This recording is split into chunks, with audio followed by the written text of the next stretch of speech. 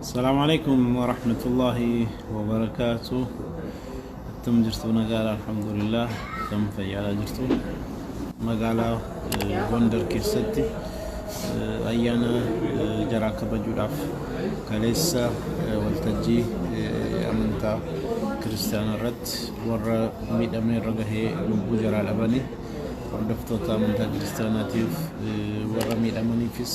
قدنا تدقى من دبر سوبر وادا تعنسي أك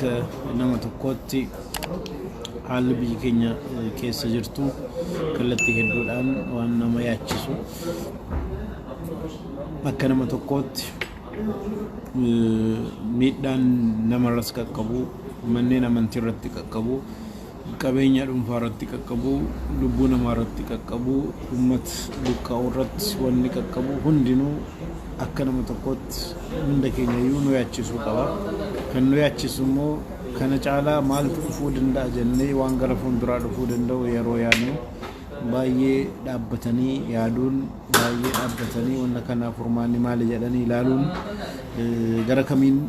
kana keessaa baana kan jedhu ilaaluun dirqama ta'a jechuudha. akkana mutaqotti bara jijjiiramaa kana keessatti rakkinni hedduun biyya keenya irratti qaqqabeera. Manneen amantaa muslimaa masjidni 35 ta'u haala adda addaatiin miidhaan irra qaqqabee jira. Akkasumas manneen amantaa kiristaanaa irrattis rakkinni adda addaa qaqqabee jira.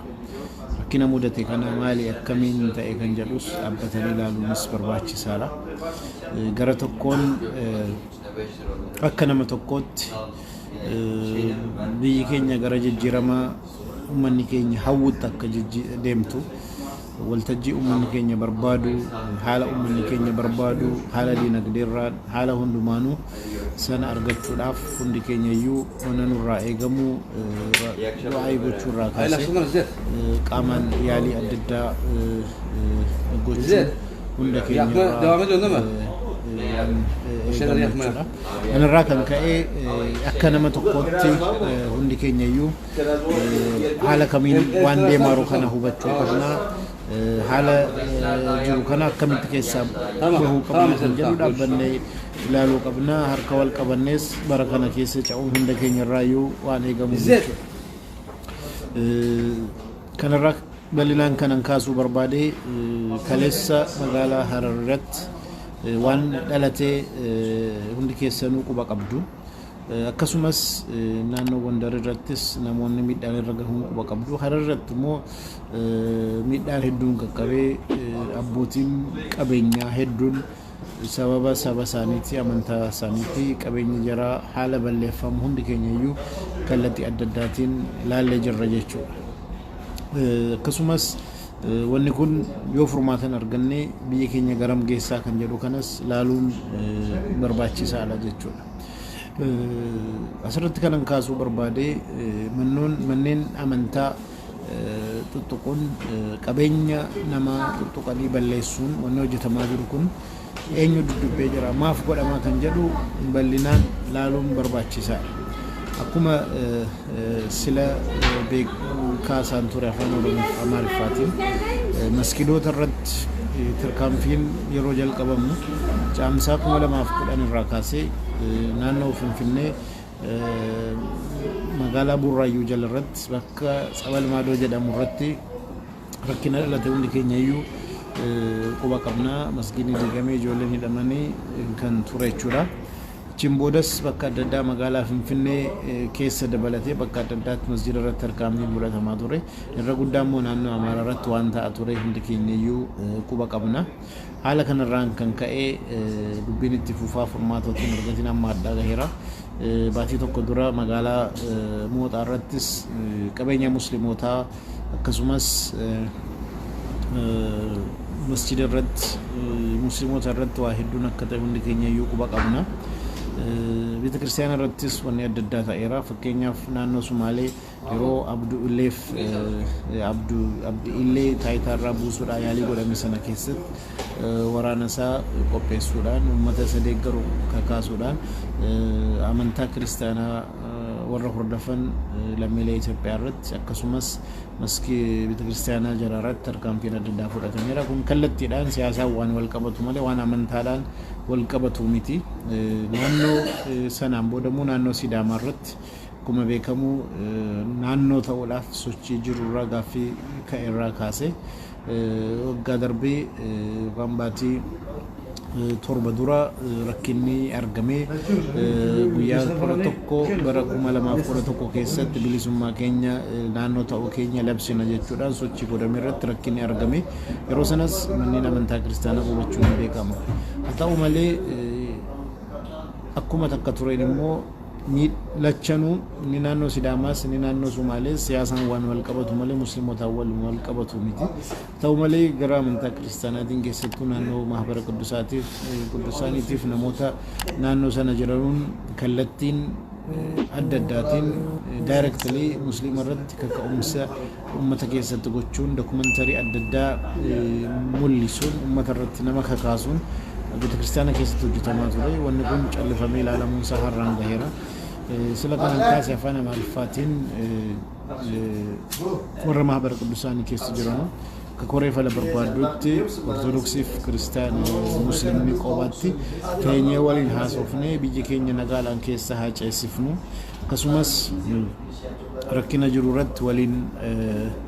haa dhaabbannu jedhanii gaaffii fidan yeroo dhufanu durumaa kaasee ija shakkiitiin ilaale. Maaliif maaf ortodoksiif muslimni qofti maaf protestaantiin dabalee maaf waaqeffataan dabalee nu akka biyyaatti dargaggoon amantaa kamiyyuu tokko taanee waliin haasofnee waliin mari'annee rakkina keenya hiiknee wal bira dhaabbannaan hin deemsisa. Garuu protestaantiin haaseenanu jenna maaf jedhanii gaaffii gaafuma kaasan shakkiidhaan ilaaluu jalqabee sana qofaa miti warrumti kana jedhanii dhufanii takka turan immoo kallattii adda addaatiin muslimoonni akkana nu godhan jedhanii dokumentari adda addaatiin muslimoota irratti kakaasu ala jalqaban. Gara tokkoon hin haasofna jedhanii dhufanii gara biraatiin immoo nama kakaasu muslima irratti ala jalqaban. Warrumti haasaadhaaf dhufe dabalatee yoo kana godhanii dubbiin tooftaa wayii deemaara maaltu jira kan jedhu akka nama dhuunfaatti ani kana keessa hirmaachuu hin barbaadu jedhe san irraa dhaabbadheen ture.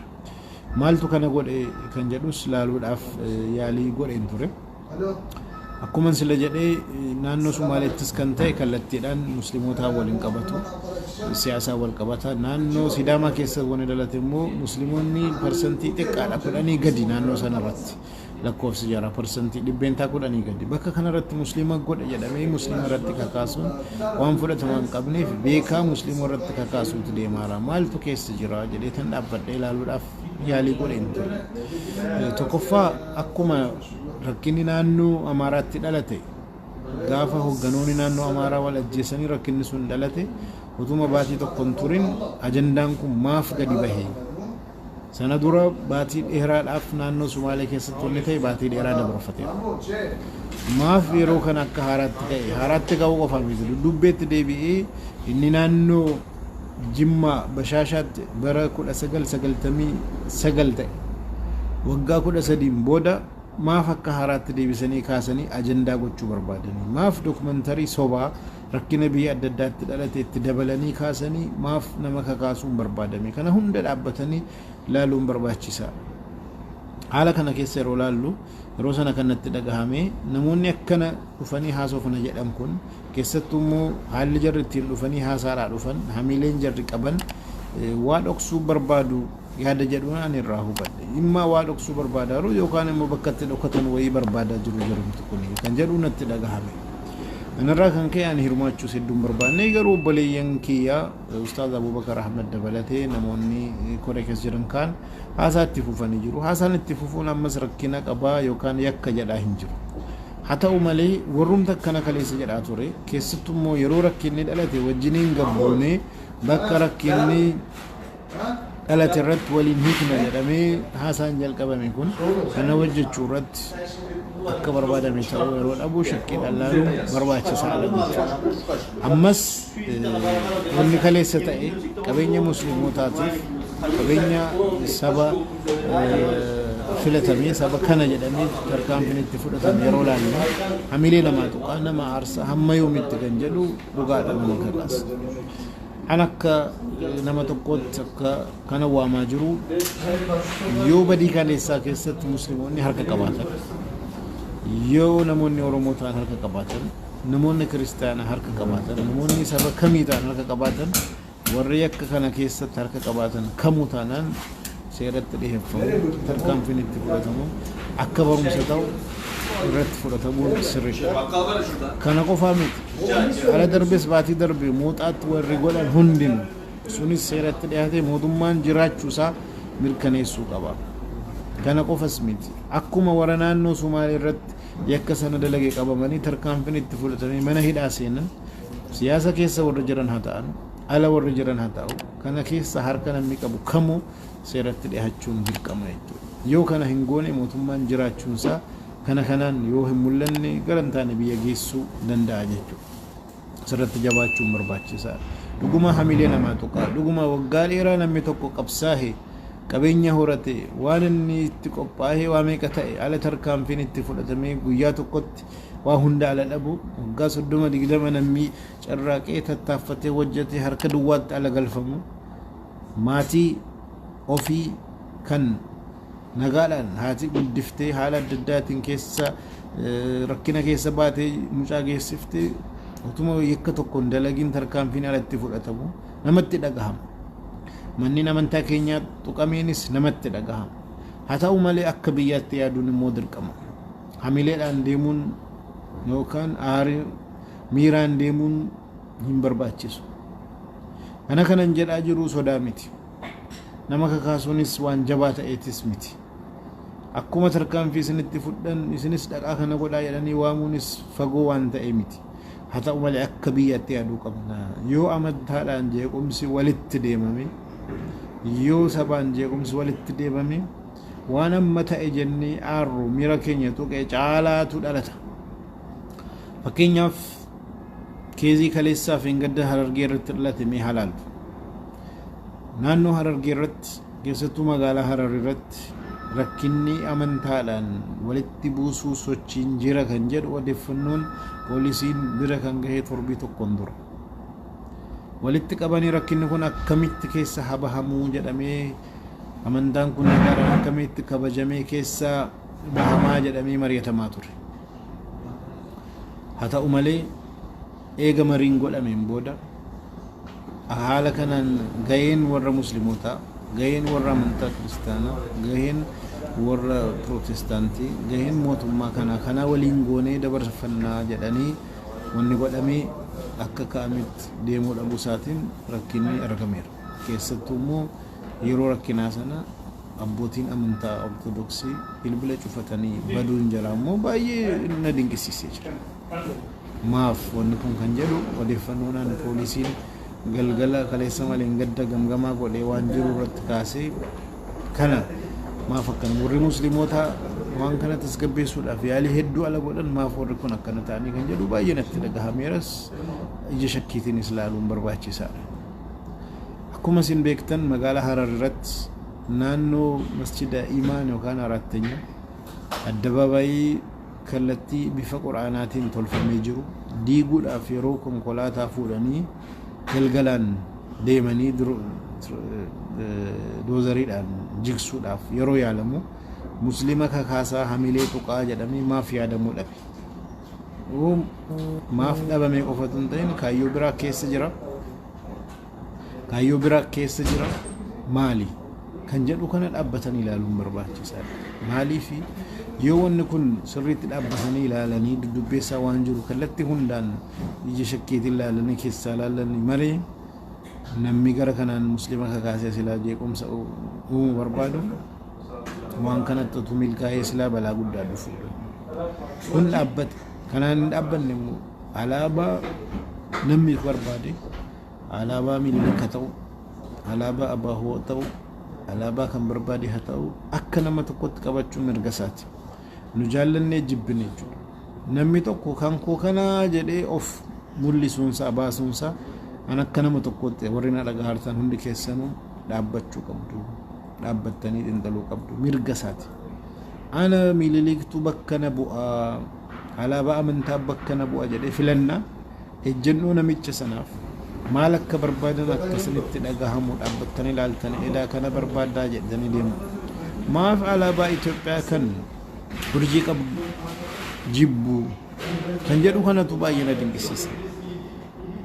ما في جبنين ميرغا جراكم مجرو جيبو ميرغا جراتا اولين ما في جبنين تكفى ورجينكم بكمالي بوتين ورجينكم والكتما امنتا والكتما سبا biyya kana keessa jiraachuu qabaa kan jedhu bakka kana akka bu'uuf wanne kun ka'an haa ta'u malee ala kana jibbanu walqixxummaa amantaas hin barbaannu akkuma kaleessaa nutu caaluu qaba walqixxummaa sabaas hin barbaannu saba keenya kaleessa caale har'as caaleetti fufuu qabaa dudubbee jira kun baay'ee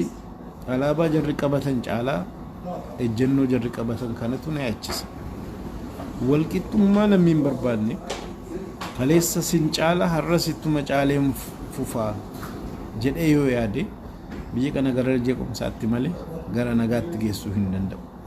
حتى مالي كانوا مالين مو برا ديمقراسي كيستي واننو هنجال النس وان فالا ديمقراسي تأس ديمقراسي كيستي نمي جالن كيسو مرغة قب غافهم نانا لابا موتما كان حتى أولي gaafa waan ani jennuu qabadhe kan ummannis haa qabatu jedhee tarkaanfii biraatti seene gaafa sana rakkinne afaaniin mililikii miti sheexaana warri deeggarrani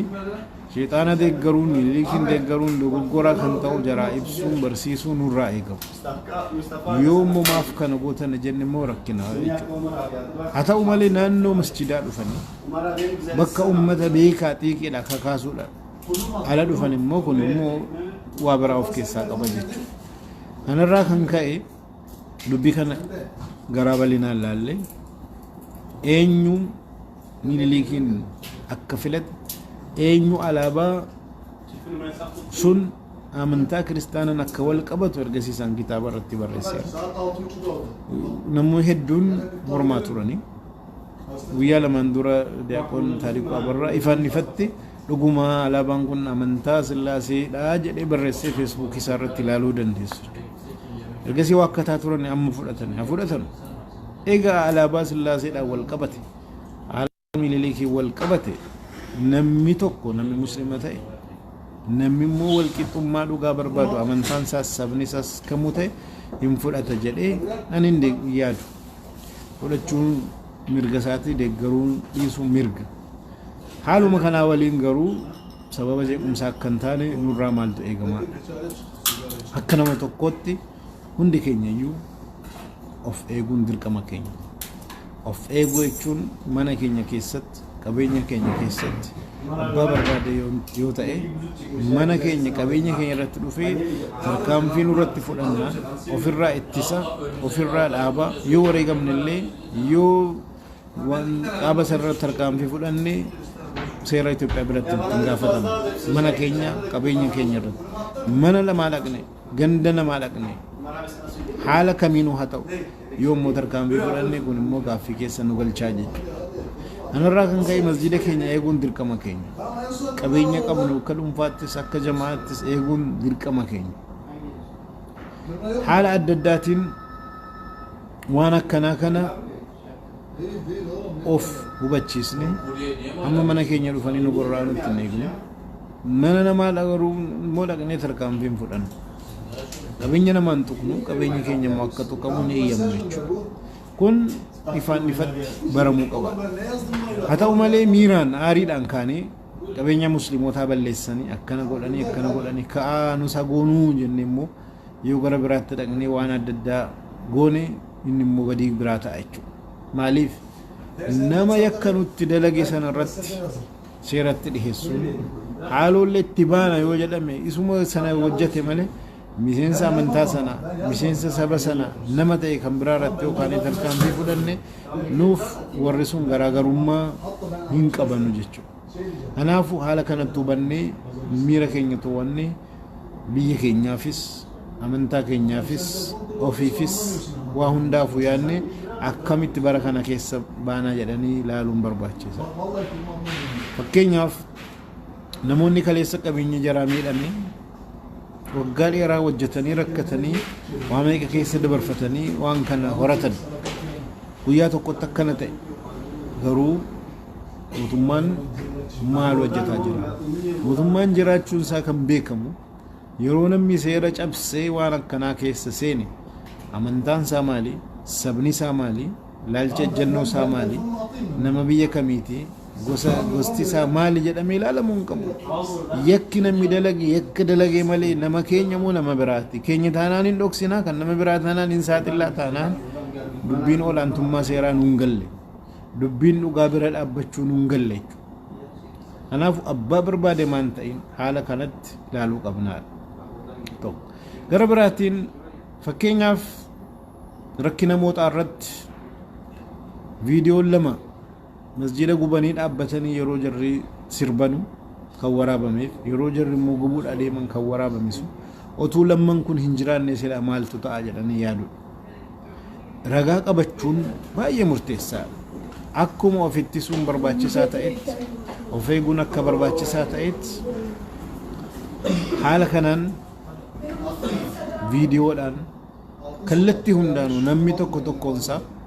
gaazexeessaa ta'e mobaayila isaatiin kaameeraa qabuun waraabbate ummataaf gadhiisuu qaba maaliif oduu warri dabarsan hedduun jira beekaa dogoggora dabarsu beekaa dhara dabarsu yookaan immoo odeeffannoodhuma argatan dhugaadha jedhanii dabarsu kun immoo addunyaa dogoggorsa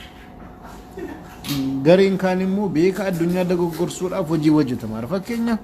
biyya keenya keessatti kan irra caalaa miidhame masgida 35 miidhame haa ta'u malee biyya adda addaatti qaamolee addunyaa adda addaatti beeta kiristaanaa gara 74 gubanii jedhanii odeeffannoo sobaa qopheessanii musliimootatti kana godha jedhanii awurooppaa ameerikaa amansiisuudhaaf waldaa gamtoomanii amansiisuudhaaf warri ala jiran yaalii hedduu godha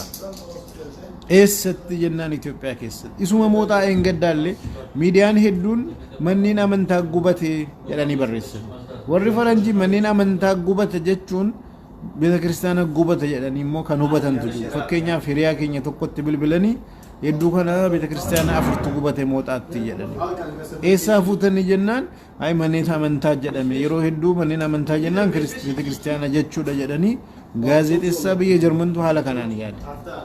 wanni riipoortii itti godhame illee kallattiin manneen amantaa jedhame dubbatamuun isaallee waa hedduu dogoggorsaa jira jechuudha kanaafuu dhugaa qabnu nuti iyyachuu qaba dhugaa qabu nuti waraabbachuu qaba dhugaa qabnu nuti gadi baasuu qabna dhugaa qabu nuti kallattii hundaanuu ifa ofii gochuu qabna malee miidiyaa kanan nu godhaa gaazexeessaa kanan nu godhaa jara kanan nu godhaa ebaluun nu godhaa wanni jennee harka marannee teenya eegnu hin jiru maaliifi dogoggoratu hojjetamaa jira beekamu qaama wal ijaaree dakaa hamma gaara hamma dakaatti jeequmsa amantaa biyya kana keessatti fiduudhaan hojjetaa jiru jira ifaan ifatti haasa'uu qabna qaama kanatu ummata addunyaa dogoggorsee gaafa dura bakka musliimni itti xiqqaatu naannoo amaaraa irratti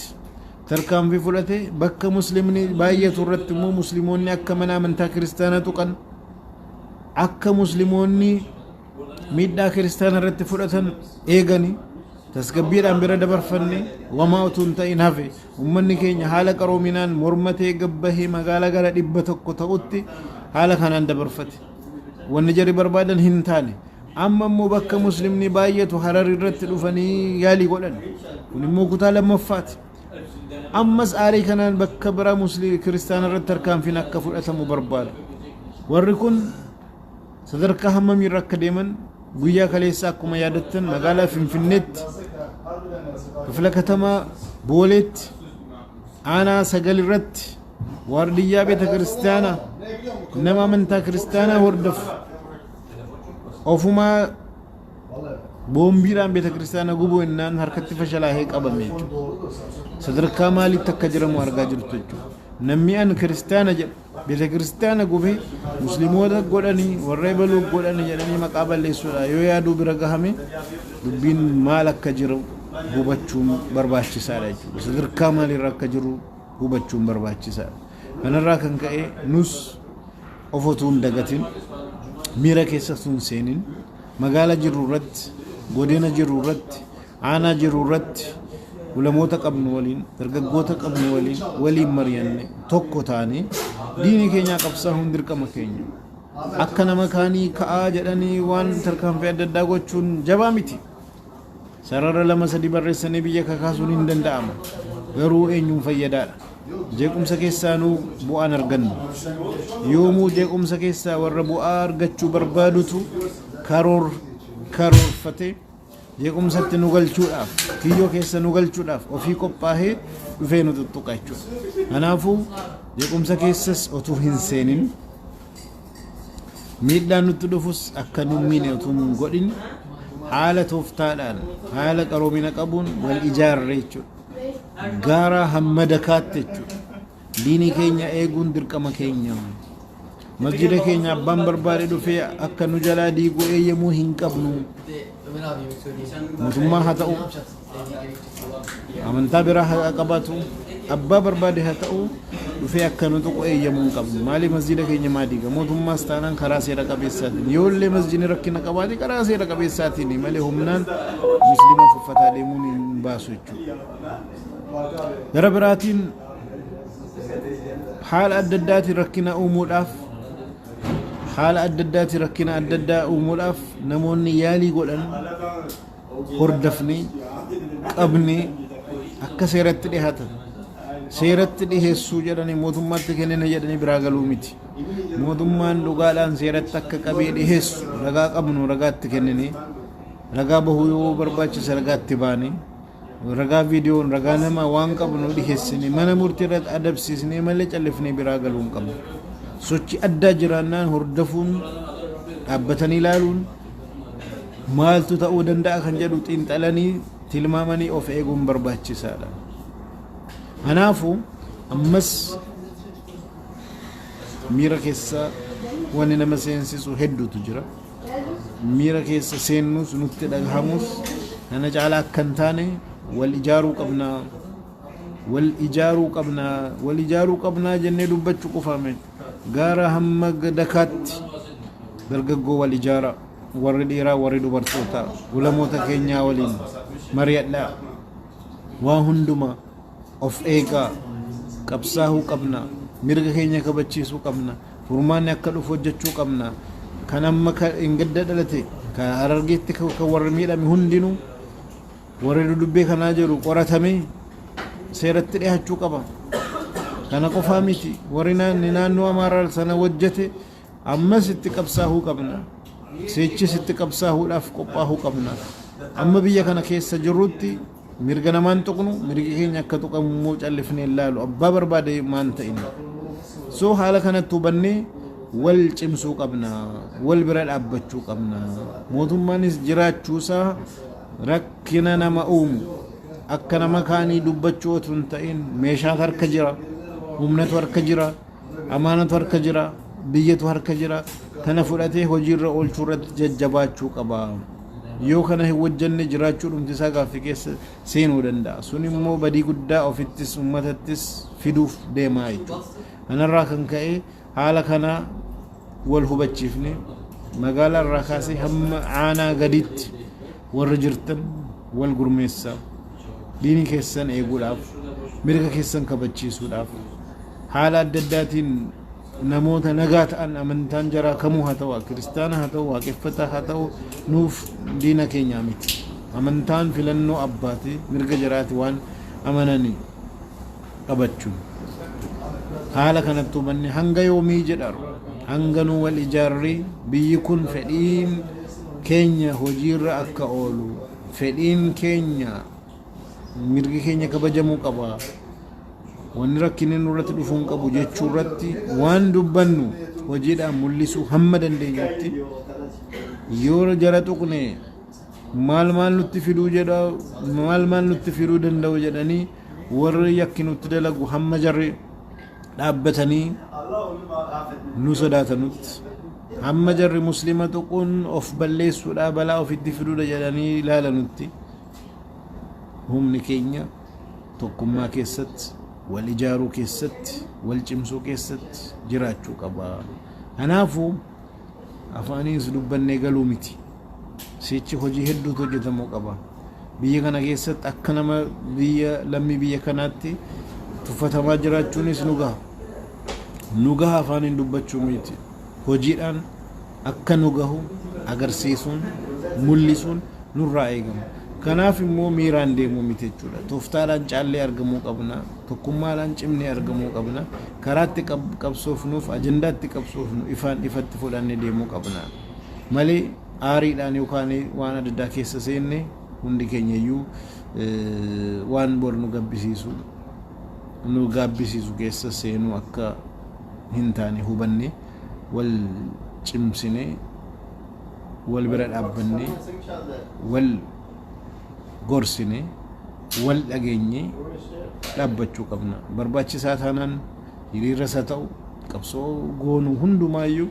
yoo dubbiin kun furmaata argata hin deemne haala kanatti callafnee hamma yoomitti jedhaa laalaa ittiin fufnu jechuudha mirga keenya inuma kabachiifanna jechuudha haala kanatti hubachuudhaan jajjabaadhaa kan jedhuun ergaa koo dhaamsa koo dabarfadhaa waan na dhageeffattaniif galatoomaa assalaamu alaykum wa rahmatullaahi wa barakaatuh